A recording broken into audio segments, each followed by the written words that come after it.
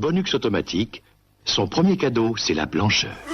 Oui, il a réussi. En effet, ce linge est plus souple, plus doux, plus blanc. Les dieux font leur lessive avec Olympe qui laisse le linge blanc et les mains douces.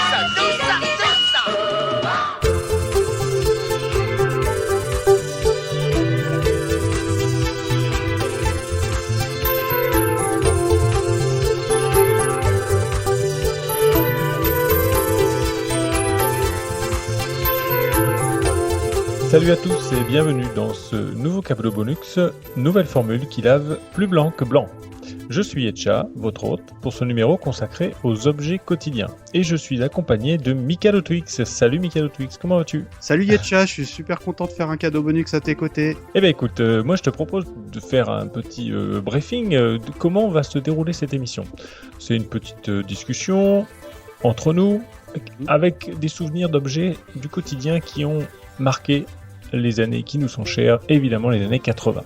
On peut peut-être parler des partenariats avec lesquels nous sommes. Évidemment que c'est plus qu'un partenariat parce que c'est vraiment une collaboration plus qu'amicale avec Eric Bouvet qui fait vraiment de magnifiques illustrations. Hein. On a en tête là, le Evil Dead qui nous a fait, Running Man et consorts. Et puis n'oublions pas de citer Génération 80s qui vraiment relaie toutes nos émissions. Et encore une fois, un grand merci à eux.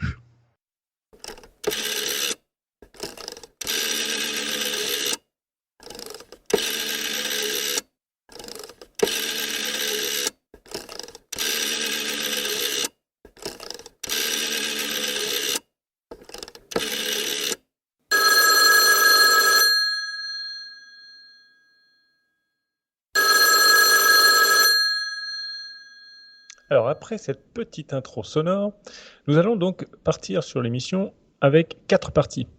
Une première partie qui va parler des objets de la voiture, une deuxième partie des objets plutôt de la maison, ceux qui sont ensuite en troisième partie attachés à l'école, et enfin en quatrième partie, les pires objets du quotidien. Les pires objets. Ceux vraiment qui, bon voilà, ça va pas quoi, ça matche pas. Il y a des trucs qui grattent d'avance quoi, non ? Exactement. Adieu, monde cruel. C'est bon, c'est trop dur pour moi. Ah, regardez, C'est la nouvelle Renault. Super 100.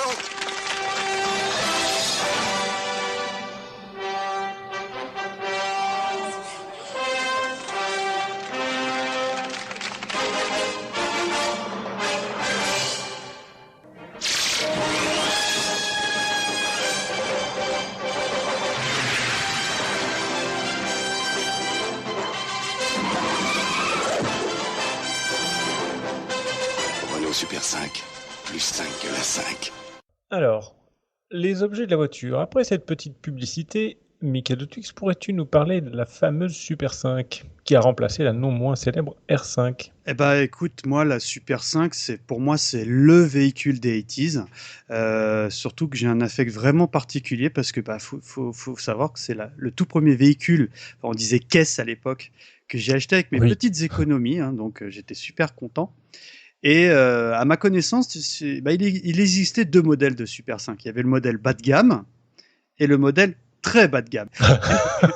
et je pense que je suis pas un fin connaisseur en voiture, mais je pense que c'est celui que j'ai eu parce que c'était le modèle 5. Est-ce que tu te souviens, tu sais, de cette voiture avec ce bleu marine, boîte 4 vitesses, 3 portes, évidemment sans appui-tête, et qui roulait à la vitesse folle sur le compteur de 180 km. Bon, sache qu'en vrai, si j'allais à 110, c'était le top. Mais sincèrement, c'est un véhicule que j'ai gardé très très très longtemps, et qui était, je trouve, vraiment increvable, qui se réparait très facilement. Et qui malheureusement, la seule chose qui a eu raison d'elle, c'est tout bêtement le contrôle technique, parce que au bout d'un moment, il y avait des frais, mais elle polluait tout ça, mais elle marchait vraiment très très bien.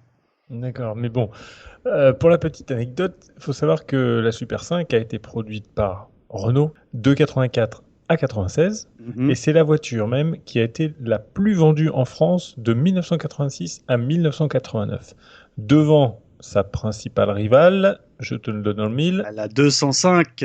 Voilà, Sirf, si tu nous écoutes. Évidemment, Sirf, si tu nous écoutes. Petite pensée. Bon, la voiture, c'est bien, c'est une bonne chose, mais Oui. il fallait peut-être un petit peu l'équiper. Il y avait pas mal d'accessoires, je pense, pour ces véhicules à cette époque. Alors, on peut, je pense, partir déjà sur... C'était plus qu'un accessoire, c'était obligatoire. C'était équipé en série.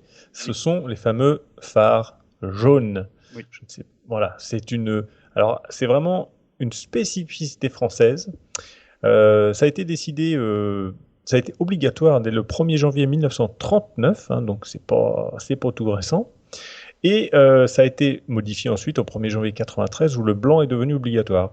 Alors pour la petite anecdote, ils ont choisi du jaune parce que le jaune éblouit moins et la couleur jaune est également moins diffusée par les particules de brouillard. Donc c'est pour ça qu'ils avaient décidé, les ingénieurs de l'époque, d'opter pour la couleur jaune des phares. Et on est d'accord pour dire que ça éclaire vachement moins le jaune, non? Ben, par contre, oui, on avait l'impression quand même d'être moins éclairé. C'est peut-être aussi pour ça que ça éblouissait moins. Mais bon, voilà, il y a eu un choix qui a été fait comme ça. Et du coup, alors on parle souvent d'une coïncidence avec, comme c'est le 1er janvier 1939, on dit que ça a servi aussi pendant la Seconde Guerre mondiale à distinguer les véhicules allemands des véhicules français. Bon, voilà, ça a servi un petit peu à ça, mais c'était pas à la base fait pour ça. Mais toujours dans les accessoires, pour moi, il y avait un accessoire qui était vraiment culte, c'était le fameux dé accroché au rétroviseur. Est-ce que tu t'en souviens? Le dé en moumoute. Évidemment, le dé voilà, qui bougeait au fil de ta route, quoi. Oui, voilà. Alors, moi, dans la voiture de mes parents, il n'y avait pas de dé, mais il y avait, comme mon père était entraîneur encore d'athlétisme, il y avait une petite paire de pointes d'athlétisme en plastique qui faisait 10 cm de long, qui était accrochée au rétro. Et ces petites pointes, je les ai... Des pointes de quoi? Je comprends pas. Des pointes de quoi? Alors, c'est des chaussures à pointe, en fait. Alors, on dit des pointes pour raccourcir, mais en athlétisme, on a des chaussures avec des pointes en dessous qui permettent d'accrocher. D'accord, alors, je vois très autrefois, bien. la cendrée et aujourd'hui, le tartan. Voilà. Et donc, il avait une petite paire de pointes comme ça en plastique. Et voilà, elles étaient vertes et blanches. Hein, c'était de marque Adidas, même.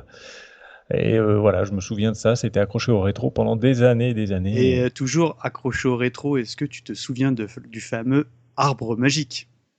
Ah oui, alors arbre magique, moi c'est pareil, mes parents n'étaient pas trop fans. Donc, pareil, bon, moi oui. je détestais cette odeur. Je crois que ça se vend toujours, ça. Ah oui, bien sûr que ça se je suis vend. pas très branché accessoires véhicules, mais c'était, je sais pas pourquoi. En fait, on disait arbre magique, mais c'est surtout sapin magique.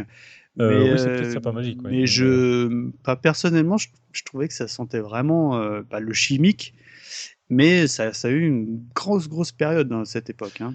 Bah, c'est surtout super moche, quoi. Enfin, il y a un truc en carton accroché à ton rétro. Moi, j'aime pas avoir des trucs à mon rétro, ça me gêne.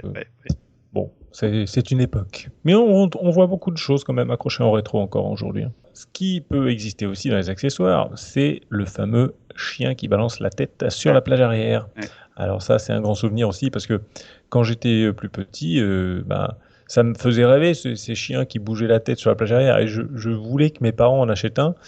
Ils n'en ont jamais acheté. Je ne sais pas sont des gens de goût. Mais moi, ça me fait. Enfin, quand tu parles de ça, moi, je pense tout de suite. Bon, c'est un petit aparté, comme j'aime bien faire. Mais est-ce que tu te souviens du film Didier avec Alain Chabat? Oui. C'est la scène justement du chien qui bouge la tête est tellement culte. Tout à fait. Et alors, toujours en restant dans les accessoires, il y avait le célèbre volant moumoute. Le fameux volant moumoute. Ah ouais, mais moi j'ai toujours rêvé aussi, hein, c'est comme le chien qui balance la tête, j'ai toujours rêvé d'avoir ça sur ma voiture. Quand j'étais petit, mais je bavais devant ces volants moumoute, et même chose, je ne comprenais pas pourquoi mon père voulait pas acheter un volant moumoute, quoi, parce que je trouvais ça tellement bien. Encore une fois, ton papa était quelqu'un de goût. Bah écoute, je ne sais pas, mais bon, alors c'est vrai qu'avec le recul, je me rends compte que bon, c'était pas sa génération en fait, hein, mais je sais pas si ça existe encore, le volant moumoute. Je sais pas, c'est peut-être interdit, je pense. Pourquoi? Parce que ça glissait? Parce que je pense que ça glisse, ça doit glisser un petit peu, et puis ça peut peut-être s'enlever, tu vois, lors d'une manœuvre ou d'urgence, des choses comme ça. À mon avis, c'est interdit. En tout cas, dans nos auditeurs, on a Cédric Dupuis qui nous cite le pare-soleil autocollant en haut du pare-brise. Je t'avoue que je ne vois pas du tout ce que c'est. Ah bon? Si tu peux nous éclairer un petit peu.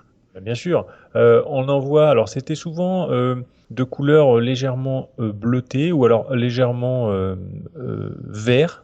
Et ça permettait, collé en haut du pare-brise, ça permettait de faire, quand il y avait beaucoup de soleil, de limiter l'éblouissement Ah oui, exact, du pardon. conducteur, quoi. Exact. Oui, je pensais oui. que c'était. Oui, mais pendant une grosse période des 80s, c'était carrément un accessoire de série. Ah oui, complètement. Oui. Ouais, Bah, ouais. ça se fait plus du tout, ça, c'est vrai, ça. Non, parce que les pare-brises ont évolué, et puis maintenant il y a parfois des choses intégrées qui permettent de dévier les rayons du soleil aussi. Absolument. Il nous cite également le couvre-siège fait de boules pour déstresser. Alors ça, j'ai vraiment un gros affect sur ça parce que je crois que mes grands-parents avaient ça.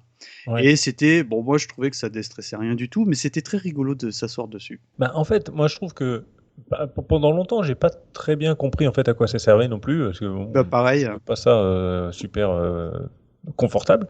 Et en fait, moi je trouve l'intérêt éventuel de ces petites boules là, c'est que c'est peut-être plus facile de rentrer dans le siège ou de s'extirper de sa voiture en pivotant, tu vois. Et du coup, ça doit surtout limiter les faux mouvements et de se faire un labago et tout ça. C'est le professionnel qui parle là, non ? Exactement, c'est le professionnel qui parle, mais vraiment, je pense que ça pouvait aussi aider à ça, à la manœuvre d'entrée et de sortie de la voiture, sans trop forcer sur le dos. Je t'avoue que je me suis absolument jamais posé la question.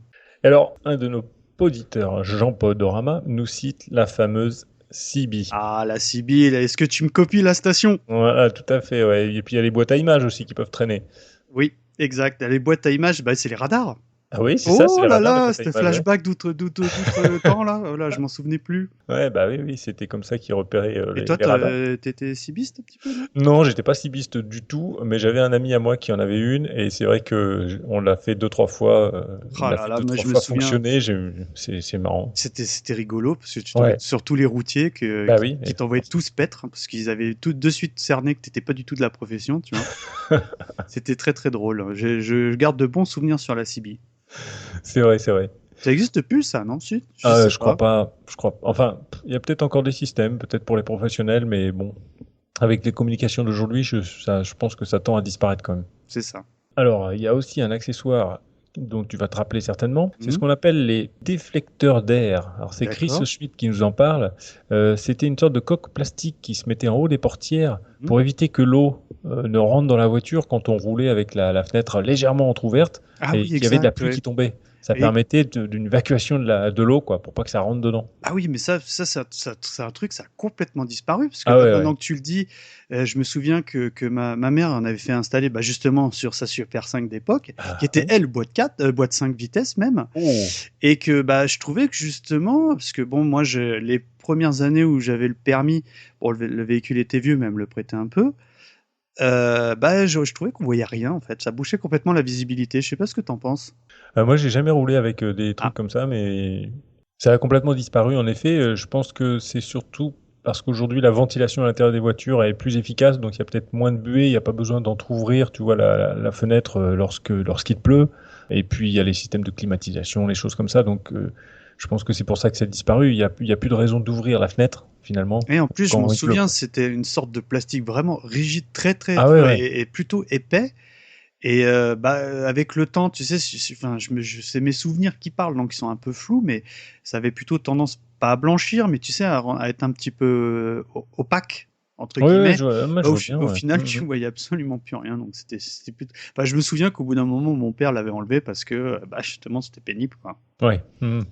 Alors, est-ce que tu te souviens d'un truc qui s'appelle... Alors, j'ai découvert le nom très récemment en cherchant un petit peu pour voir si ça existait encore. Tu as préparé ton émission. Alors, ça s'appelle la bande antistatique. La bande antistatique. La bande antistatique qui élimine les nausées et l'électricité statique. Rien que ça. Honnêtement, je vois pas du tout ce que c'est. Je t'écoute. Alors, il faut d'abord dire qu'on en trouve encore pour quelques euros chez Noroto et consorts. Ça existe encore, donc on le fixe sous la voiture, plutôt à l'arrière.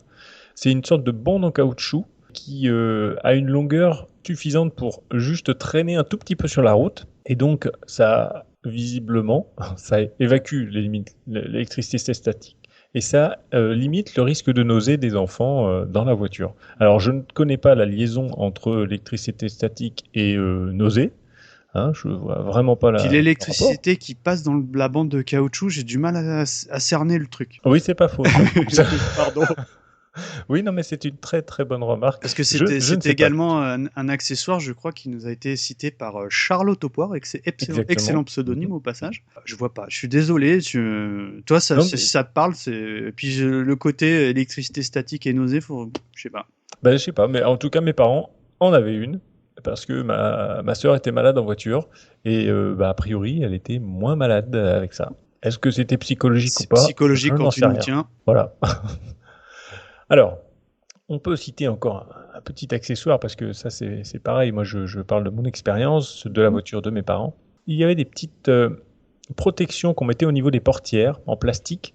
Et sur ces petites protections en plastique, il y avait des petites bandes réfléchissantes, en fait. Et ça permettait, lorsque tu ouvrais la portière, soit un petit peu fort et qu'il y avait un mur pas loin ou une voiture à côté, de pas abîmer ta portière. Et Celle du plutôt voisin. d'abîmer celle du voisin. Oui. Ou de ne pas l'abîmer sur un mur, quoi.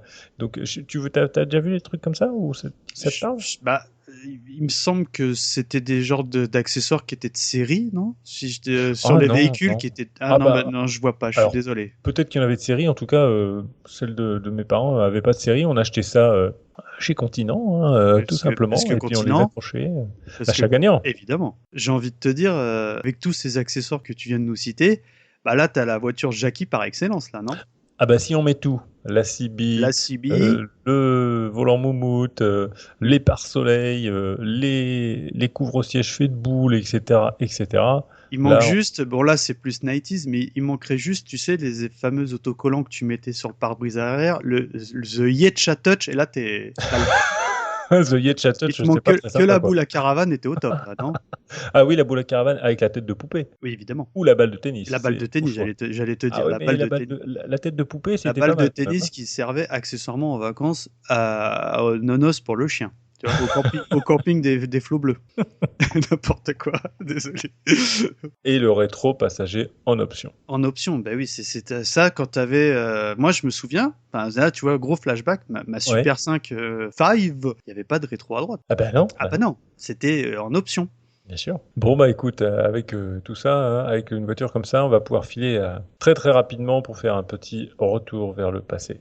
Au commencement, le Créateur fit le monde plat, épouvantablement plat. Et c'est logique, il n'avait mangé que des plats plats, épouvantablement plats.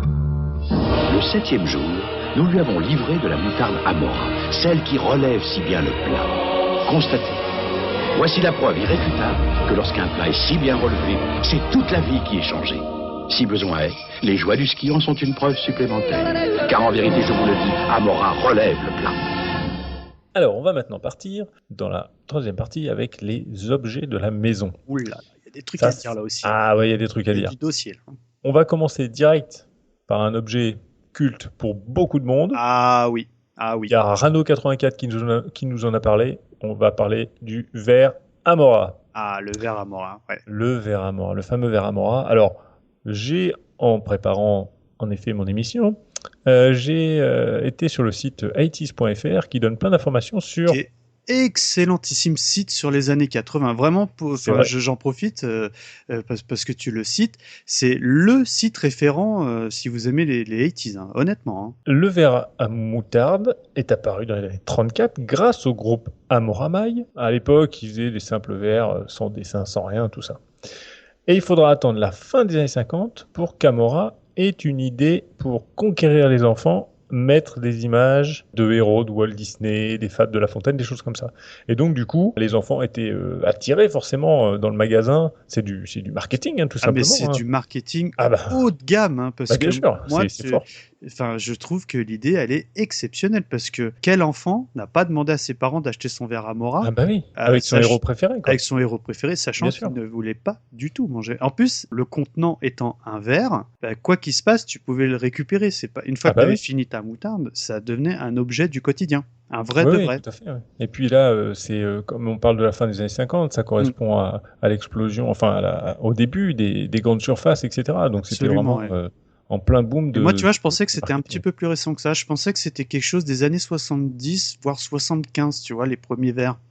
Alors peut-être parce que dans les années 60, en fait, il y a eu les premiers héros de la télé, la télé de l'ORTF à l'époque, et puis ensuite ça s'est beaucoup multiplié avec des héros de la télé qu'on connaît. Mais tu sais, on parle des vers Amora, mais est-ce que tu as une petite idée de mes vers cultes Amora? Non. J'ai envie de te dire Goldorak parce que il y a eu une série de vers Goldorak dont d'ailleurs je salue notre copain Imra, je fais un petit coucou qui m'en avait envoyé un et c'est extrêmement rare à trouver. Ah bah oui, et puis en plus ça coûte des fortunes parce que mon petit plaisir, qui est d'ailleurs celui de Nico et de Imraj, c'est de chiner ces fameux vers Amora en brocante et ça coûte très très cher. C'est en fonction de, on va dire, de l'aura de la licence du personnage. Bon, si t'as du Winnie l'ourson, tout ça, ça vaut rien, mais des Goldorak ou des trucs comme ça vaut très très cher. D'accord. Et d'ailleurs, j'ajoute que Nico, notre chroniqueur, en a plein chez lui. Ah oui. Et qui refuse de me les offrir. Nico, si tu nous écoutes, encore une fois. Tu peux lui proposer un prix aussi, hein, et puis tu verras bien s'il accepte ou pas. Et donc, toujours dans les objets du quotidien de la maison, j'ai envie de te parler du tire-bouchon à levier, parce que j'ai presque envie de te dire... Ah oui, le tire-bouchon à levier. À levier. J'ai presque envie de te dire, c'est presque un jouet culte, parce que moi, quand j'étais enfant, je m'amusais à imaginer un personnage doté de bras qui avait la possibilité de tourner la tête à toute vitesse, un peu, mais surtout qui levait les bras en haut et en bas, et ça me faisait penser à l'époque à Véronique et Davina. Ah oui, les anciens se comprendront. Et je trouvais, après tu vas me corriger, mais je trouvais qu'il ressemblait à E.T. Donc moi, pour moi, c'est un objet culte par son détournement. Alors, on passe de Véronique et Davina à E.T., mais Véronique et Davina, c'est-à-dire que tu jouais avec le tire-bouchon pour un personnage, c'est-à-dire que tu mettais sous le robinet comme si elles étaient sous la douche ou ça, non, non, pas du tout. Non, toi, tu cibles direct les trucs cultes de Gym Tonic, c'est super.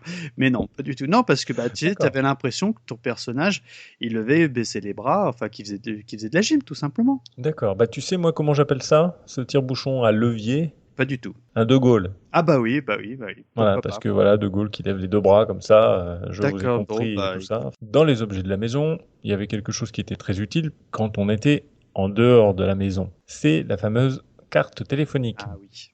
Alors, elle n'a pas complètement disparu, mais bon, presque. Je te cache pas que ça doit faire bien 15 ans que j'ai pas appelé dans une cabine téléphonique, mais bon. Ah, moi, ça fait moins longtemps que ça, mais ça fait quand même une petite dizaine d'années. Alors, la carte téléphonique, c'est un objet important parce que il faut tout d'abord savoir que la carte téléphonique donc, est équipée d'une carte à puce. La carte à puce, c'est une invention cocorico française. Voilà. C'est un monsieur qui s'appelle Roland Moreno, qui s'appelait, puisqu'il est décédé il y a quelques années. En mars 1974, il a déposé un brevet pour la carte à puce. Et il a créé plus tard une société avec l'exploitation du brevet, etc. Alors d'ailleurs, il y a la paternité de cette fameuse carte à puce est contestée, revendiquée par un autre monsieur, Daniel Vesque, ingénieur, je crois qu'il y etc. avait eu procès, non? Oui, il y a eu procès. Alors c'est pas très très clair dans les informations que j'ai trouvées. Bon, mais carte à puce, on trouve quand même souvent Roland Moreno. Absolument, alors, on va partir là-dessus. Mais ce qui est dingue en fait avec cette invention de la carte à puce, c'est qu'aujourd'hui, elle est utilisée dans énormément de choses de notre quotidien. On s'en rend même plus compte. Ça a été également utilisé dans les puces qui sont lisibles à distance, comme la puce qui est dans la carte Navigo de la RATP sur Paris. C'est une autre techno, c'est pas le NFC ça ou un truc comme ça, non? Oui, mais à la base, c'est basé quand même sur des cartes à puce. Comment dire, l'origine du système. La carte bleue, tout simplement. Voilà. Après, il y a eu une utilisation plus commune qui était avec la carte téléphonique, mais ensuite, bien sûr, la carte bancaire, la carte vitale, les fameuses cartes SIM des portables. Oui, exact. Ouais. J'avais jamais fait le rapprochement parce que c'est découpé à la taille de la puce. Oui. Mais c'est tout à fait ça. C'est exactement la même utilisation. Ben oui, c'est exactement pareil. On a l'impression qu'elle s'est pas transformée, quoi. Elle ressemble toujours à la même chose, à une carte à puce, un petit circuit imprimé. C'est assez impressionnant, quoi. Moi, de ce que je retiens de la carte téléphonique, c'est qu'il y avait des lignes de collection, qu'il y avait des collectionneurs de cartes téléphoniques. Hein. Oui. Et tu avais des cartes qui coûtaient des fortunes en fonction de la collection. Un peu comme des cartes postales ou des timbres, etc. Oui, moi, personnellement, j'ai jamais bien compris l'engouement. Oui, tu as raison. Et d'ailleurs, il y avait des séries qui étaient numérotées. Exact, ouais. Moi, ce que j'ai retenu des cartes téléphoniques, surtout parce que je me suis fait avoir sur la dernière que j'ai achetée, c'est qu'elles avaient une date de péremption. Ah bon? Ouais. Ah, je savais pas. Donc, j'avais acheté une petite carte de 50 unités. Et puis, je l'avais à peine utilisée parce que c'était vraiment sur la toute fin des cabines, on va dire, et l'arrivée des portables. Et du coup, un jour, j'ai voulu l'utiliser et j'avais dépassé 2 ans la date. Donc voilà, j'avais dû utiliser 3 ou 4 unités sur ma carte. J'étais content.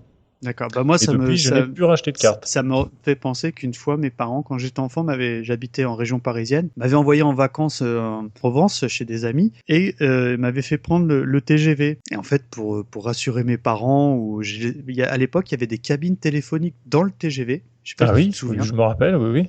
Et j'avais appelé juste mes parents parce que quand t'es enfant, t'es toujours un petit peu inquiet, tu vois. Et je me souviens que les Unitel partaient comme ça. Pit, pit, pit, pit, Oui, pit. je Et me enfin, rappelle. ça coûtait Un bras. un bras, voilà. Ordinateur domestique, machine à soigner ou à enseigner, machine à communiquer, les exemples ne manquent pas, de ces innovations qui pourraient changer notre vie. Si je te parle de self-service, est-ce que tu as un objet qui te vient en tête? Évidemment, moi je te réponds tout de suite Duralex. Ah, les Alors, préservatifs? Attention, évidemment, non, ce n'est pas une marque de préservatif, c'est je dis bien le verre qui nous a tous suivis sur toute notre scolarité. Mais ce fameux verre en verre indestructible qui était de cette forme un petit peu ronde. Mais est-ce que tu te souviens de sa fameuse particularité? Bien sûr. Alors, il n'était pas incassable quand même. Hein. Non. Et parfois, tu te souviens qu'ils rebondissaient 2, 3, 4 fois, et parfois, il ne se cassait pas. Ou alors, il s'émiettait en un millier de petits morceaux de verre. C'est ça, il avait une particularité, ce verre, c'est qu'il se broyait en de milliers de morceaux. Ça m'a toujours marqué, ça. Ah ouais, ça nous est tous arrivé de les faire tomber, et puis surtout les rebonds, quoi, en espérant, oh là là, pas au prochain rebond, faut pas qu'il se casse, faut pas qu'il se casse. Mais alors, pour cette particularité dont tu parles, évidemment, il y avait en effet un chiffre ou un nombre au fond du verre. Je dirais même le fameux chiffre. Le fameux chiffre. Et donc, on jouait tous à on regardait le fond du verre, et c'était quel âge as-tu, et on comparait les âges quand on était gamin, et puis forcément celui qui avait le plus gros chiffre, il disait qu'il était le plus grand. Oui, maintenant ça serait plutôt l'inverse maintenant. Hein. On dirait, non mais ça va, c'est moi le plus jeune, là l'air. C'est vrai. Finalement on disait j'ai quel âge, tu as quel âge, nous avons quel âge.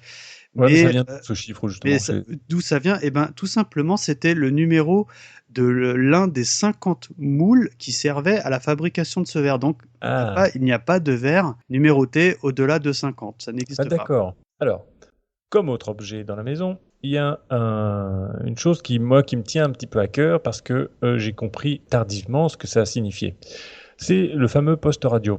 Le poste radio qui servait juste à écouter RTL et des choses comme ça, puisque c'était les petites ondes et les grandes ondes qui sont marquées. Ben non, il n'y avait pas la FM, parce que les radios FM, elles sont arrivées que dans les années 80, et le temps que ce soit inclus dans les postes radio qui avaient été achetés dans les années 70 par les parents ou les grands-parents encore avant, etc., il n'y avait que petites ondes, grandes ondes. Moi, je me souviens des radios Géo-FM, il me semble, ou AM-FM. Alors écoute, je ne me souviens plus, mais alors, Géo, AM-FM, oui. J'ai aucun souvenir, mais vraiment, hein. Alors moi je m'en souviens bien parce que justement donc c'est PO, Géo, petites ondes, grandes ondes, mais je lisais en effet en étant petit, tout bêtement, je lisais Pogo et je ne savais pas ce que ça voulait dire et voilà, et Radio Pogo. Et j'ai dit ça un jour à mes parents, à ma mère je crois bien, et elle a éclaté de rire parce que c'était pas comme ça qu'il fallait dire Pogo quoi. Mais ça pour moi, c'est quand même avant années 80 quand même, non? Parce que pour toi, c'est un objet que tu as connu dans les 80s. Ah oui. Parce que le début des années 80, libération des ondes et tout, enfin la FM, tout ça. Ah oui, mais non, parce que mon père était très radio et encore très radio et il a toujours écouté petites ondes et grandes ondes. Il écoute pas la FM quoi en fait. Hein, c'est très rare finalement encore aujourd'hui. Hein, donc oui, c'est. Donc il capte l'Angleterre, ton père, quoi, non? Exact. Ça, j'aimais bien faire ça. J'aimais bien tourner les trucs et puis essayer d'entendre des voix qui parlaient pas français. Ça, j'adorais. Des fois, j'écoutais ça quelques minutes. Bon. Oui, je l'ai fait aussi, hein, je te rassure. Ah bon, tu me rassures. Parce que je me dis, des fois, j'étais un peu bizarre quand même. Mais bon, ça me rassure. Alors, comme on est dans la partie finalement un peu technique, électronique, tout à fait, on va peut-être passer au salon pour aller se diriger vers... Le canapé. Le canapé, évidemment. Et en face du canapé... il y avait le magnétoscope sous la télé. Exactement. Parce que moi, quand j'étais enfant, quand j'étais ado, on rêvait tous de posséder une télé 36 cm. Ah oui. Quelque chose que j'avais eu. Et l'accessoire qui vraiment était indispensable et qui manquait cruellement, c'était le magnétoscope. Encore une fois, je vais vous raconter un petit peu ma vie. Moi, j'ai la chance d'avoir eu une maman qui travaillait chez une grande entreprise américaine spécialisée dans l'informatique. Et elle avait réussi à récupérer ce fameux magnétoscope qui, même déjà à l'époque, c'était fin des années 80, était déjà un vieux modèle parce que il y avait quand même le magnétoscope. Faut savoir, on va pas refaire l'histoire de Betamax, VHS, parce que là je parle vraiment du VHS. Tu sais ce que ça veut dire VHS? Video Home System. Et Betamax, vas-y, hein? Betamax. Bravo. Non, je ne sais plus. Oui, parce que j'avais vraiment les premiers modèles, tu sais, c'était les énormes magnétoscopes qui faisaient bien 7-8 kilos, qui n'acceptaient que les cassettes 3 heures. Ah bon? Et tu sais, c'était les magnétoscopes où c'était des grosses touches à enfoncer. Quand la touche éjecte était au-dessus du magnéto et c'était vraiment un tiroir, un compartiment qui s'éjectait. Ah oui, je vois. J'en ai jamais eu des comme ça. Oui. En effet, c'est ancien, ouais. Moi, évidemment, je me souviens, on faisait tous des copies. Honnêtement, c'était vraiment un support extraordinaire des années 80 qui a vraiment, je trouve, pour une techno assez déjà obsolète à l'époque, a duré très longtemps, hein, jusqu'à l'arrivée du DVD. Bon, du jour au lendemain, c'était terminé, hein, mais en revanche, de ma tendre enfance jusqu'à, on va dire, milieu des 90s, c'était magnétoscope. Après, il y avait une évolution du magnétoscope, parce que moi, celui que j'avais, c'était genre 2 têtes. Après, tu avais les 3 têtes, les 4 têtes, les trucs où tu pouvais enregistrer 8 heures, machin, etc., en mode lent. Long play, mais dans l'ensemble, la techno était la même. Le magnétoscope, je me souviens, c'était un Akai, je l'ai gardé super longtemps, et il marchait vraiment bien. Avec le magnétoscope Philips, vibrer, l'image ne vibre pas. Guidé par le rail électronique Philips, l'image reste stable, en arrêt sur l'image, en accéléré arrière, en accéléré avant. Comme au ralenti.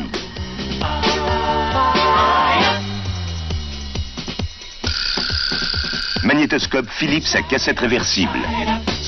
Une image parfaitement stable. Magnétoscope, c'est une bonne chose, on parle de la télé, tout ça, mais il y avait quand même un lien entre le magnétoscope et la télé. Lien qui nous est tous très très cher. Oui, la prise Péritel. Oui, la prise Péritel. Mais quel cauchemar cette prise Péritel, parce que c'est vrai. L'objet semble vraiment anodin à première vue. Mais alors, quelle purge pour la mettre, parce que, je m'en sers encore parce que je possède tout un tas de consoles qui marchent sur ma vieille cathodique. Mais la prise Péritel, c'est pas un truc que t'emboîtes, il faut viser pour mettre une prise Péritel. Je n'ai jamais réussi à mettre une Péritel au toucher. Tu vois, je suis toujours obligé de faire pivoter la télé, de regarder où je veux mettre cette fiche pour être poli et de l'emboîter. Je n'ai jamais réussi à mettre une prise Péritel en aveugle. Oui, non, c'est vrai. Moi, c'est pareil. On essaye toujours, pourtant. Hein. Combien de fois on a essayé de la mettre en aveugle, mais non. La Péritel, c'était un truc vraiment de psychopathe. Il n'y a pas d'autre mot. Non, c'est vrai. Alors, Péritel, parce qu'on dit souvent, on dit toujours prise Péritel. En fait, c'est un raccourci le terme exact, c'est Péritélévision. Et il y a aussi le terme SCART, qui veut dire, alors c'est ça qui est rigolo, parce qu'on a l'impression que c'est un terme anglophone. Moi, j'ai toujours cru ça, je te cache pas. Et moi aussi, mais j'ai découvert que ça veut dire syndicat des constructeurs d'appareils radiorécepteurs et téléviseurs. C'est SCART ou Euroscart, où il y a Euroconnector ou encore EuroAV. En tout cas, nous, c'est la Péritel. Alors, c'est pas franco-français, ça a été utilisé en Europe, dans plusieurs pays. Ça a été créé fin des années 70, elle a été produite dès 80, et en fait, elle est en train de disparaître. Je dis bien en train, parce qu'elle n'est plus obligatoire sur les téléviseurs depuis le 5 juillet de cette année. 2015. De cette année. Donc, c'était obligatoire depuis 80. T'imagines ? En France métropolitaine, si bien que j'insiste sur France métropolitaine, parce que si bien qu'il y a des télés à La Réunion ou aux Antilles qui n'ont pas de prise Péritel. T'imagines que les constructeurs devaient penser un modèle France ? Oui, c'était assez spécifique, c'était particulier. Mais comme tu parlais tout à l'heure avec tes vieilles consoles, ça pose un certain problème pour les rétro gamers notamment. Absolument. Puisque pour jouer sur des LCD, des plasmas, tous les écrans plats d'aujourd'hui, il faut investir dans des convertisseurs de signaux analogiques vers du numérique qui coûtent cher. Ça coûte entre 50 et 100 euros. Alors après, toi, tu as une télé cathodique. Moi, je préfère jouer sur des écrans LCD et autres. J'ai acheté des adaptateurs, j'en ai 2. Ça marche très bien, hein, mais c'est vrai que ça coûte très cher. Ouais. Alors, la Péritel, donc, elle s'est vraiment diversifiée, enfin pas diversifiée, mais elle s'est répandue. Mais la Péritel, certes, c'était un truc pour la France, mais au niveau qualité de réception, c'était quand même un bon objet parce que t'avais, je crois, des prises RCA, tu me corrigeras, et au niveau rendu d'image, c'est incomparable. La Péritel, c'était de la grande qualité. Bon, certes, c'était entre guillemets de la HD voilà, c'était la HD des années 80. Ouais, tout à fait. Hein. Et donc la Péritel s'est répandue sur plein d'appareils différents. Donc on a parlé des consoles de jeux, les magnétoscopes, la télé forcément, certains ordinateurs même. Et il y a eu aussi attention, des multiplexeurs. D'accord, ok. Mot contre trip, scrap, c'est bon, on range tout, on a fini. Quoi, non alors, tu sais pas ce que c'est un démultiplexeur c'est quoi, la multiprise? Non. Alors, le plus célèbre des multiplexeurs, il est marron foncé, plutôt moche, avec des boutons super cheap, pas pratiques du tout par leur forme et leur taille. Sur le devant, il a envahi nos maisons en 1984, le 4 novembre précisément. Alors, écoute ça.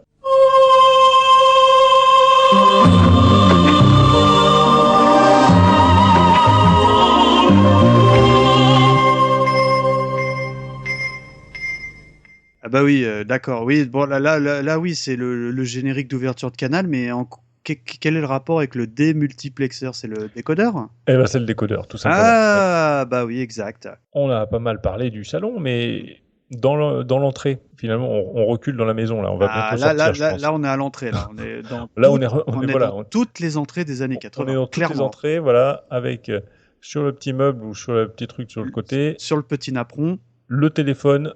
À cadran. Hein, qui, chez ma grand-tante, qui était des gens plutôt aisés, avait une très jolie housse en velours. Oh oui, marron, évidemment. Elle était plutôt verte. Verte, oh oui, oui, un verre très très moche. Assorti au canapé. Mais ça m'a toujours fait rêver, cette housse en velours. Je trouvais ça très joli, très doux, très classe. Enfin, j'en voulais, quoi. Et bon, bah maintenant, j'en veux plus, bien sûr.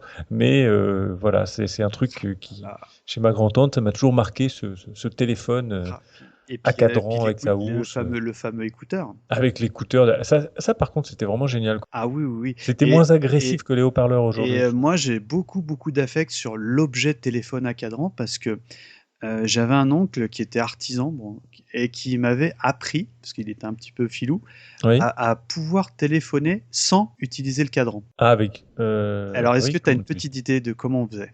Avec des sons, des impulsions, non? Ouais, exactement, parce que figure-toi, quand tu raccrochais, en fait, tu appuyais sur le combiné pour couper la ligne. Oui. Et que tu pouvais, entre guillemets, comme si tu faisais du morse, bah tu pouvais passer des coups de fil. Bon, ça marchait absolument pas, mais ça appelait vraiment quelqu'un. Ça composait réellement un téléphone. C'est-à-dire quand tu appuyais clac, clac, clac, clac, clac, clac, clac, tu vois, et ben ça composait réellement les cadrans les chiffres du téléphone. Ah oui. Toujours dans l'univers téléphone. Un souvenir que j'ai peut-être aussi fort que le téléphone lui-même, bah, c'est le fameux répertoire téléphonique à cran. Ah oui, avec les touches à chaque lettre là. C'est ça, je trouvais que c'était vraiment bien fichu. Je passais un temps fou, un peu comme le tire-bouchon, je passais vraiment un temps fou à jouer avec cet accessoire. Mika de Twix jouait avec son tire-bouchon et son répertoire à cadran. À cran, pardon. On va passer 18+ là direct.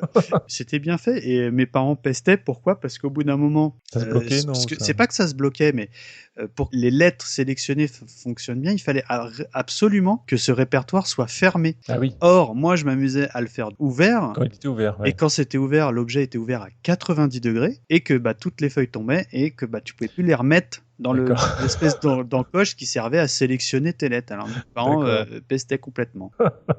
On a vraiment des jeux finalement quand tout innocents quand on est enfant. Absolument, ouais. Bon, enfin, c'est vrai que la maison, c'est plein de choses. Il y a aussi, il y avait l'appareil photo jetable aussi avec les flashs qui étaient jetables également. Il y avait le balai aspirateur. Ah ça, je vois pas. Bah, c'est un aspirateur, mais qui a une forme de balai, en fait. Alors, je sais pas trop comment te le décrire. Il y a une Ah sorte de oui, exact. réservoir au Oui, oui, oui. milieu. Oui, Ça, il y a exact. Oui. une poignée pour le tenir. Bon, j'ai utilisé ça une fois. Je trouve que ça a un peu de puissance et c'est pas très pratique, mais bon. Oui, c'était censé être révolutionnaire. Oui, ça me Ah revient. oui, En fait, c'était le balai, oui, le balai aspirateur. Maintenant que tu le oui, dis, voilà, une sorte de balai mécanique, quoi, c'est ça. finalement. Ouais, ouais. Moulinex, hein, j'imagine, non? Oui, bah, je pense qu'ils ont tous fait, Seb, Moulinex ont tous fait le leur. Et t'as des... D'ailleurs, Seb, Moulinex, il y avait aussi tous les appareils électriques, hein, Évidemment, le le cafetière moulin à programmable, café, ouais. voilà, cafetière programmable, plein de choses comme ça. Qu'est-ce qu'il peut y avoir Justement, encore? il y a Jean Podorama, toujours, qui lui, ça c'est vraiment un objet qu'on a tous connu, Oui. nous a suggéré l'ouvre-boîte électrique qui Ah, évidemment était fixé au mur. ah oui, oui. Mais ça, c'est un truc de fou, ça. Moi, j'ai jamais réussi à m'en servir. Chez mes parents, on n'en a jamais eu. Par contre, chaque été, il y avait nos voisins qui partaient en Bretagne. Ils Toujours, te c'était les prêtaient Bretons. leur ouvre-boîte électrique. Pas tout à fait, mais on devait aller nourrir leur chat. Et Ah, oui. donc, quand on allait dans la maison, outre cette odeur très répugnante de nourriture pour chat dans toute la maison, on devait ouvrir la petite boîte de ronron ou de Kit Kat ou je ne sais quoi, de Kit et Kat, pardon, ou je ne sais quoi Parce que pour le Kit Kat, chat. c'est autre chose. Kit Hein. Kat, c'est autre chose, c'est meilleur. Et donc, on utilisait avec ma sœur cette ouvre-boîte et je me souviens que on pestait parce qu'on n'arrivait pas à l'utiliser, on n'arrivait pas à ouvrir le truc et à la fin, on finissait par venir avec l'ouvre-boîte manuelle du C'est tiroir de ça. mes parents pour ouvrir la boîte plus facilement. À la base, c'est vrai que cette période années 80, c'était vraiment la foire à tout électrique, le couteau Ah électrique, bah oui.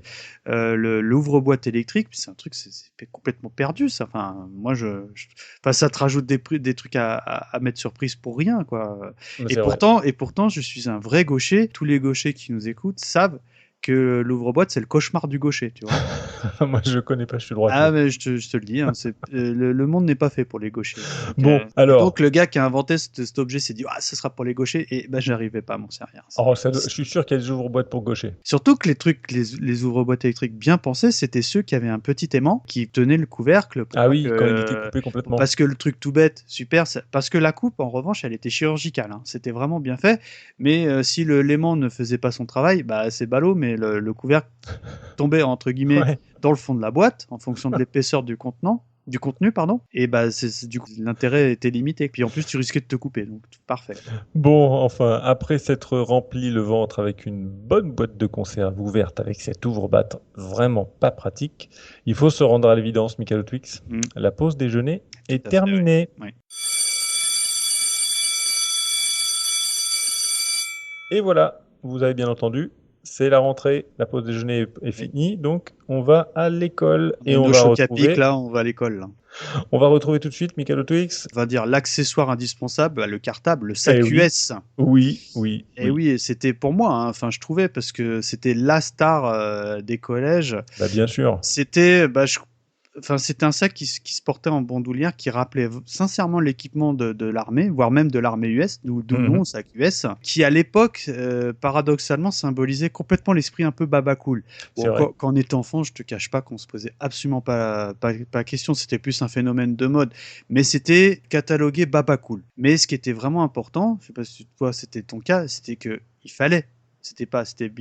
Il fallait personnaliser son sac. Et tu avais, selon moi, 2 ou 3 méthodes. Tu avais la pas chère, entre guillemets, c'était tu faisais un symbole de A comme anarchie au marqueur, Ouais.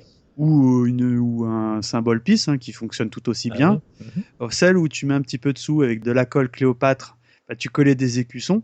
Et enfin, la méthode de riche, comme on aimait dire à l'époque, c'était tu faisais coudre un écusson ta maman. par ta maman, comme par exemple ceux des Guns N' Roses, tiens, au hasard.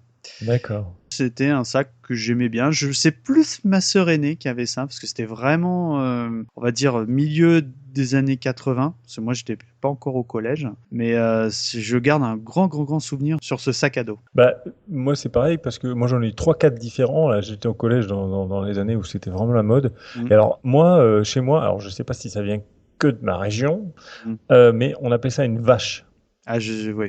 Non. Donc ça, voilà, ça vient de chez toi. J'ai jamais entendu. On disait un sac US, point. On disait pas Nous, vache. c'était une vache. Alors bon, Mais je pourquoi viens de Normandie, donc peut-être que Moi c'est aussi, hein. lié.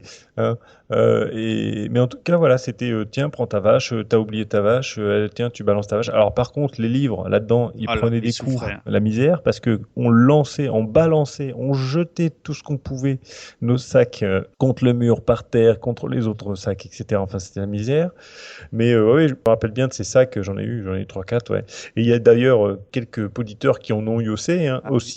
Il y a Les sur Larry qui a eu un sac à dos US avec le badge, s'il vous plaît, touche pas à mon Ah, pote. bah tiens, voilà un objet Oui. des 80s, le fameux Exactement. badge de SOS Racisme. Il y a eu également Hubert Alès qui a eu un sac bardé de graffiti avec des noms de groupes punk de Ah bah oui. l'époque.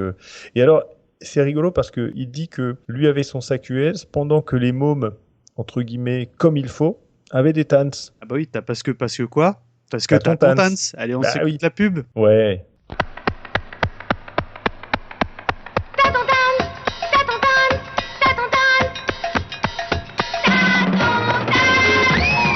Tans, des cartables, des trousses, des ceintures, des sacs en croûte de cuir de toutes les couleurs. T'as ton tans. Ah T'as là, ton tans. ah, mais c'est bon, là, ça nous a marqué, ça aussi, hein. Ah, mais c'est une pub énorme, hein, c'est culte. Et alors d'ailleurs, nos confrères de What the Duck devaient faire partie des mômes comme il faut, puisque eux avaient des tans, justement. Moi, j'ai jamais eu le Tans. Donc moi non plus, j'ai pas eu de tans, j'ai eu des vaches, moi. Voilà. Alors, quand on était à l'école, on avait d'autres petits objets également. Il y avait la montre calculatrice, Évidemment. La Casio. la Casio. Il y avait aussi des petites calculatrices de poche ultra plates là, avec des capteurs solaires qui marchaient jamais parce Alors, que est-ce que tu t'amusais à écrire avec ta calculatrice Soleil. 713705. Alors je sais pas si c'est Et ça. bah, mais j'ai- quand tu le retournes, ça fait soleil. Et puis, il c'est y avait, Soleil, c'est il y ça, avait oui, un d'accord. autre Je truc. me rappelais pas où, des chiffres en fait. Mais il y avait un truc dont je vous laisserai retrouver, c'est le fameux 353-83773. On l'a Mais tous je sais ce que fait. c'est. Et on l'a tous fait. Voilà, la fameuse calculette solaire, évidemment. Solaire ou pas, mais en tout cas, on pouvait écrire ça sur toutes les calculettes. Ouais.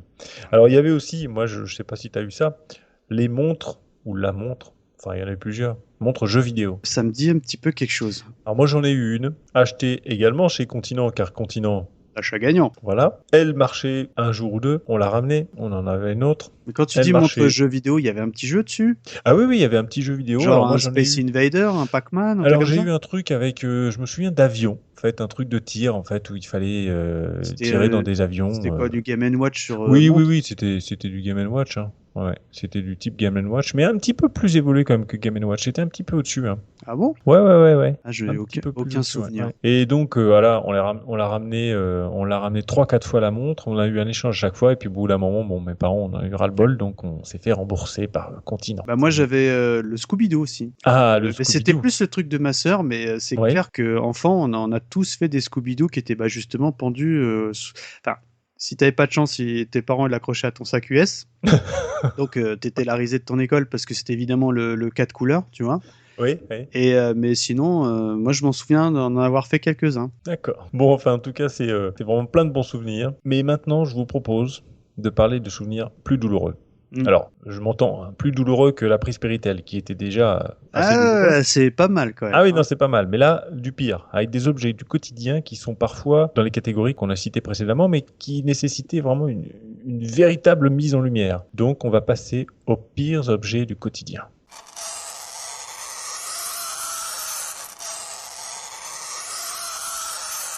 Ah bah oui, alors moi je vais te parler, alors, c'est peut-être pas un objet 80s, hein, mais moi je vais te parler du fameux thermomètre savoyard. Ah, non, c'est pas E.T., c'est intemporel. C'est intemporel, c'est un truc, c'est figé dans le temps, tu sais. Et c'est le truc que bah, les gens t'offraient tous quand ils revenaient du ski. Ah ouais. Et c'était laid, quoi. Enfin, c'était d'une laideur Ah oui. absolue, surtout qu'en plus à l'époque, les thermomètres étaient au mercure. Donc c'était pas terrible au niveau écologie et santé, mais c'était surtout bah, le fameux chalet, puis avec une petite photo qui allait au-dessus quand tu avais le modèle haut de gamme, et puis bah, le thermomètre qui était sur la gauche. C'était vraiment un objet en bois. Enfin, En parlant de chalet, il y avait également une tirelire en chalet, avec un petit oiseau en polystyrène. Moi, j'en ai eu non, une. ça ne part pas, non. Ah, moi j'en ai eu une, j'adorais en fait cette petite tirelire parce que finalement je jouais avec mes Lego, avec mes Playmobil, je l'utilisais comme une petite maison. Alors ils pouvaient pas rentrer dedans parce qu'en fait c'était complètement clos à part l'ouverture en dessous pour récupérer l'argent et puis la petite fente sur le toit. Mais c'était très moche également. Ah, puis on avait aussi le vêtement du diable, le fameux kawaii. Parce que alors là, celui-ci, c'est l'objet qui a été pratiquement le plus cité quand on a fait un petit appel. On a Mopral, Genma, Butcher et d'autres qui nous ont vraiment dit le kawaii c'est l'objet du mal, quoi. C'est vraiment là je pense tout de suite au sketch de Danny Boone qui reflète tout, qui était vraiment un objet, parce que pour moi c'est pas un vêtement, c'est un objet, hein. Bon, après quand on était enfant on aimait bien l'objet parce que quand on le remettait en boule, je sais pas toi, mais on s'amusait à jouer les schtroumpfs parce que ça faisait la petite queue des schtroumpfs, tu sais. Ah non, non. Eh ben nous, on jouait aux schtroumpfs. Bon, enfin voilà, on faisait avec ce qu'on avait, tu sais. Oui, oui, je vois bien, oui, tu t'amusais bien. À l'époque, mon cher ami, on se satisfaisait de rien. Aujourd'hui, les enfants, ils ont la tablette, ils ont tout, et en plus, ils s'ennuient. Ils ne savent plus s'occuper l'esprit. Et pourtant, ils auraient pu s'occuper en faisant du canevas. Ouh là là, du canevas. Mais du beau canevas. La scène de chasse. Ah, j'ai envie de te dire, la fameuse scène de chasse. J'ai de la famille en Normandie. Toutes les maisons normandes, il y a cette scène de chasse. Avec les canards et tout. Hein. Alors, moi aussi, j'ai de la famille en Normandie, du coup, et il y a en effet aussi des canevas. Mais il n'y a pas qu'en Normandie qu'il y a des canevas encadrés. Mais tu sais que le canevas, c'est pas que vilain, hein, parce que tu fais du pixel art en canevas, il y a des trucs sympas qui peuvent se faire. Oui, c'est pas que vilain, ça peut être aussi très vilain. Mais d'une manière générale, tu sens la poussière sur le truc parce que... Et puis les couleurs sont un peu passées parce que ça fait 30 ans que c'est accroché au mur. Hein. Moi, je le vois bien hein, chez mes patients. Là, on voit rien. Il y en a partout. Il y en a parfois partout. Alors, j'aime bien discuter avec eux de ces canevas. C'est très rigolo. On a passé 3 mois à faire ce canevas. Vous savez, c'était très long. C'est très rigolo de les entendre parler de ça parce que c'est vraiment très laid. Mais moi, ça m'amuse de voir tous ces canevas. Alors, donc, j'ai parlé des scènes de chasse. Il y a des couchers de soleil aussi. Et il y a surtout aussi, et ça on le voit assez souvent, des femmes à poil. Alors ce qui était pas mal aussi, et là, on n'en trouve plus, ouf, mais par contre mes parents avaient ça, c'est le porte-téléphone attente musicale. Je sais pas si tu connais ça. Non, je vois pas ce que c'est. Alors c'est un objet sur lequel en fait on posait le combiné téléphonique, lorsque par exemple le téléphone sonne, tu décroches, allô je voudrais parler à un tel, ne quitte pas, je vais le chercher. Tu poses oui, parce que le téléphone était à fil, forcément. Donc, tu poses le combiné sur cette superbe attente musicale et en fait, ça pressait un bouton poussoir qui te faisait une belle musique, soit Chopin, soit Beethoven, soit Mozart, hein, bien sûr. Une belle musique très, très nasillarde pendant que tu allais chercher la personne qui était demandée. Et lorsque la personne demandée arrivait au téléphone, elle reprenait le combiné. Ça s'arrêtait automatiquement puisque le bouton poussoir n'était plus pressé avec le combiné. Et hop, tu pouvais continuer la conversation. C'était pour faire patienter la personne qui était au bout du fil. Voilà. Formidable. Non, ça ne me dit absolument rien. Alors là, on va clôturer par l'objet du diable, parmi l'objet du diable, la fameuse cagoule, parce que c'est vraiment. Alors là, on a vraiment Charlotte au poire, on a Krakoukas, il y en a vraiment. Il y a Porda aussi, je crois, de Gamerside qui nous en a parlé. On a Yetcha aussi. On a Yetcha, on a Mikado, on a toute la A-Team. Enfin, on a. Alors là, c'est l'objet. Pourquoi ? Parce que c'était pratique. Hein. Quand on y réfléchit bien. Bien sûr que c'est pratique. Moi, maintenant, je parle de ma position de papa. Je reconnais que l'objet est pratique. Mais à l'époque, je sais pas, c'était pas pratique pour nous enfants. C'était moche, ça grattait. Il y a rien à dire. C'était l'objet du mal. Je sais pas quoi te dire. Si tu veux ajouter d'autres choses. Non, je crois qu'on va arrêter le massacre et on va passer à la conclusion de ce petit bonus. J'ai envie de te dire, fous ta cagoule, quoi. Tu vois.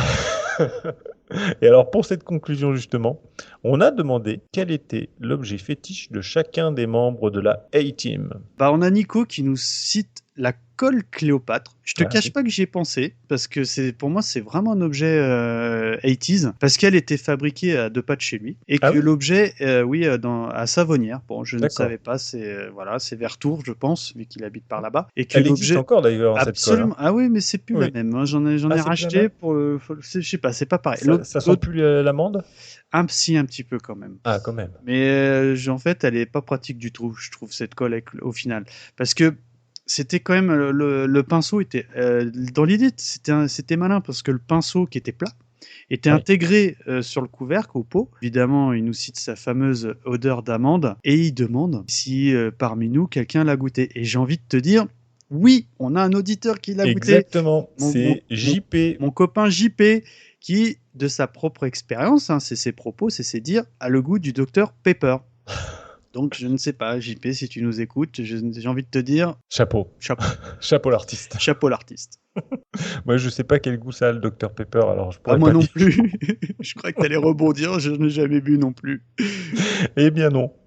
Mais en tout cas, pour Wiz, l'objet culte du quotidien, c'est la cassette. Le vinyle, non? Ah, le Eh cassette. non, Oh, c'est j'étais la pas loin. cassette J'étais audio pas loin. vierge. Ah. C'est son objet fétiche par excellence parce que très vite, il raconte que très vite sa famille s'est rendu compte qu'en lui achetant une ou deux cassettes, ça lui faisait plus de plaisir que de lui acheter un jouet parce que la cassette vierge pour lui, ça exprimait, c'était la liberté. Il enregistrait la radio ou alors lui-même avec un micro en train de raconter des bêtises. Ouais, moi, je le rejoins complètement hein, parce que moi, à l'époque, on se posait pas de questions sur la qualité d'enregistrement ou sonore, etc. Moi, j'avais un vieux lecteur enregistreur.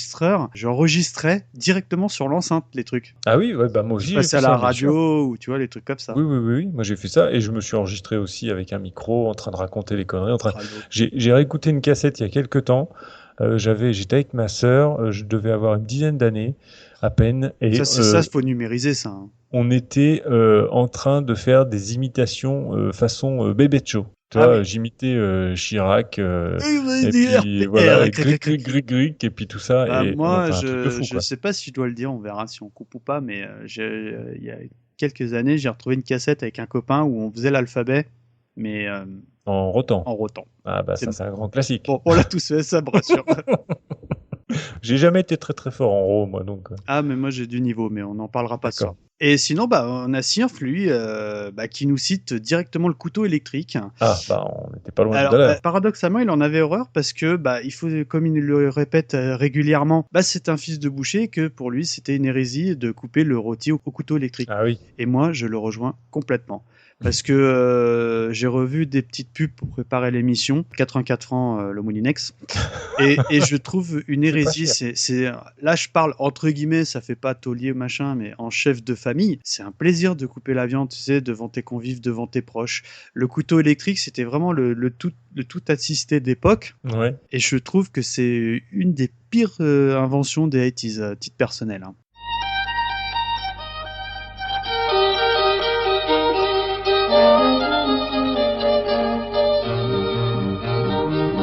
Couteau électrique Moulinex, 74 francs seulement. Il reste encore des membres de la A-Team, et notamment Spades. Oui. Alors, Spades, mais également, certains auditeurs nous ont parlé de ça, des auditeurs comme les gens de What the Duck, ou alors Faye, et j'ai nommé le manche-disque. Ah, le fameux manche-disque. Le fameux manche-disque.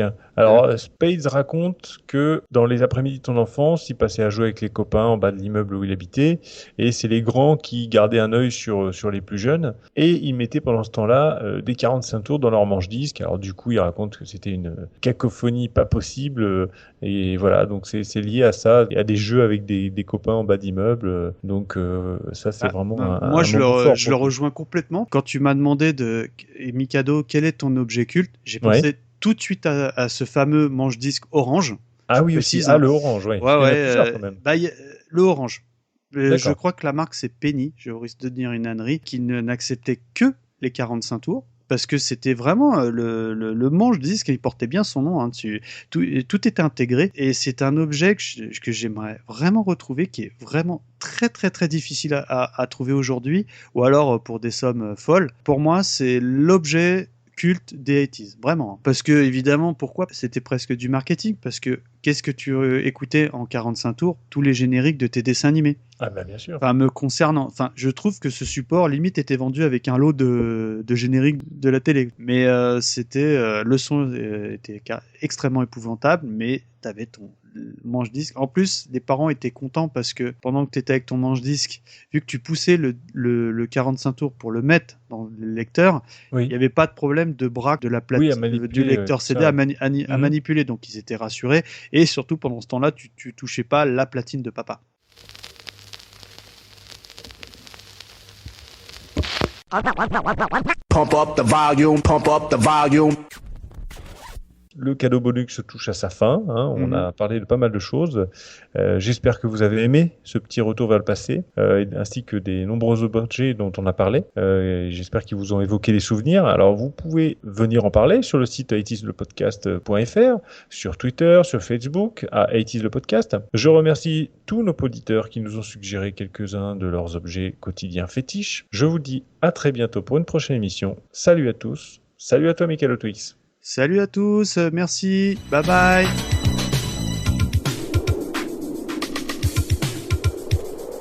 Dans la vie en accéléré, l'action c'est gagné et partout dans le vent et la pluie.